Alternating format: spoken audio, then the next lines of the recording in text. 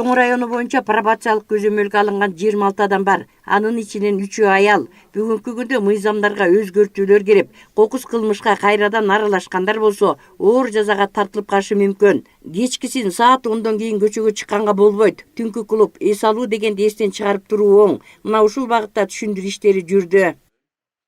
Пробация көзөмөлүнөн жашырынгандар жок, издөөгө жарыялангандар жок. Баары убагы менен ай сайын 2 жолу келип турушат каттоого. Андан тышкары пробация органы биз өзүбүз иш-чаранын негизинде үйлөрүнө, иштеген жерине барып текшерип турабыз. Жаза абагынан кутулуп чыккандар ар бир айда 2 рет каттоодон өтүп турууга милдеттүү. Эгер бул убакыттар аралыгында барбай калышса, анда тартип бузган болуп эсептелишет.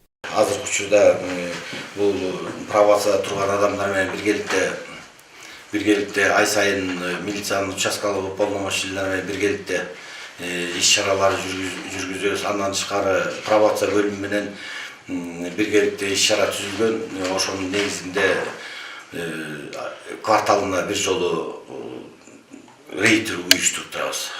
Ай сайын 2 жолдан келип турам. Ай сайын үйгө милиция кызматкерлери, пробация органдары барып, мени текшерип турушат. Мен азыркы учурда ата-энем менен турам. Үй тиричиликтер менен, жер айдоо, мал чарба менен туура эмес иш кылган ишиме өкүнөм. Азыр аябай өкүнүп жатам. Пробация көзөмөлүндө иштегендер алардын үйлөрүн кыдырып, кабар алып туруусу да кажет. Бул милдеттүү иш. Гүлжан Кыдырайлова, Данияр Акунов, Сергей Мищенко, Тоң районунан.